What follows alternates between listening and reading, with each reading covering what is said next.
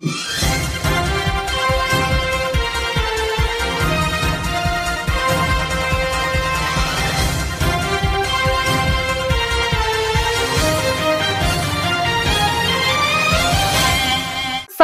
क्षेत्र माहुल येथील प्रसिद्ध असे श्री रामेश्वर मंदिर आज त्रिपुरारी पौर्णिमा निमित्त 2500 दिव्यांनी उजळले। हे मंदिर क्षेत्र माहुलीत 353 वर्षापूर्वी बांधण्यात आले असून कृष्णा वेणा नदीच्या संगमावरील या मंदिरात श्री रामेश्वर जीर्णोद्धार मंडळ यांच्यातर्फे मागे 7 वर्षांपासून दरवर्षी त्रिपुरारी पौर्णिमा निमित्त दीपोत्सव साजरा करण्यात येतो। यावर्षी देखील 2500 दिव्यांचा भव्य दीपोत्सव साजरा करण्यात आला।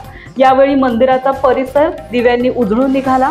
विशेष म्हणजे या परिसरात प्रथमच सामाजिक कार्यकर्ते कामेश कांबळे मित्र समूहाच्या वतीने करण्यात आलेल्या आकर्षक अशी आकाशातील फटाक्यांची आतिषबाजी ही डोळ्यांचे पारणे फेडणारी ठरली।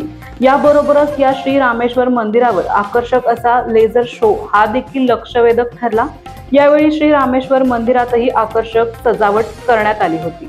हा नयनरम्य नजारा पाहण्यासाठी सातारा शहरातून कृष्णा आणि वेणा नदीच्या संगमावर मोठ्या संख्येने सातारकर उपस्थित होते। प्रथम मी सर्व शिवभक्तांना शुभाशीर्वाद देतो। आज या ठिकाणी या पवित्र अशा संगमावर जो हा कार्यक्रम त्रिपुरासुरांचा वधाचा कार्यक्रम झाला आणि दीपोत्सवाचाही कार्यक्रम इथे पार पडलेला आहे आणि यामध्ये सर्व युवकांना पण आशीर्वाद देतो। आणि इथं हा जो कार्यक्रम आहे या पवित्र ठिकाणी जिथं शाहू महाराजांची समाधी आहे, जिथं तारामातांचीही समाधी आहे, अशा या पवित्र क्षेत्राला आपण प्रथम वंदन करूया। आणि या ठिकाणाचं महात्म्य खूप मोठं आहे। इथं अनेक शिवमंदिर आहेत, अनेक तीर्थाटनाला लोक येतात, पर्यटनाला येतात।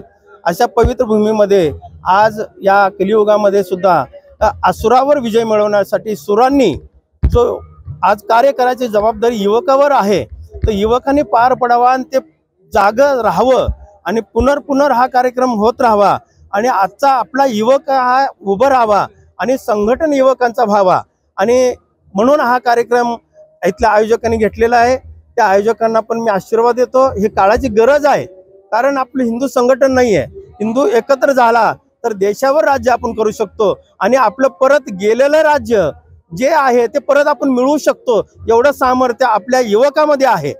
म्हणून युवक कुठेतरी जाण्यापेक्षा अशा कार्यक्रमाला जास्तीत जास्त युवकांनी सहभाग घ्यावा आणि संघटन करावा आणि हिंदुत्वाचं जाण त्यांनी ओळखावं आणि हिंदू हा सनातन होते आहेत आणि राहणार आहेत असा हा बळ आपल्याला निर्माण करायचा आहे। म्हणून आशीर्वाद देण्यासाठी या कार्यक्रमाला मी उपस्थित राहिलेला आहे आणि सर्वांना मी आशीर्वाद देतो आणि सर्वांचं उदंड आयुष्य लाभू द्या, आरोग्य लाभू द्या आणि असंच हिंदू संघटन जास्तीत जास्त मोठ्या प्रमाणात व्हावा आणि युवक आणि युवतींनी यामध्ये सहभाग घ्यावा असं मी त्यांना आवाहन करतो आणि माझे 2 शब्द मी संपवतो।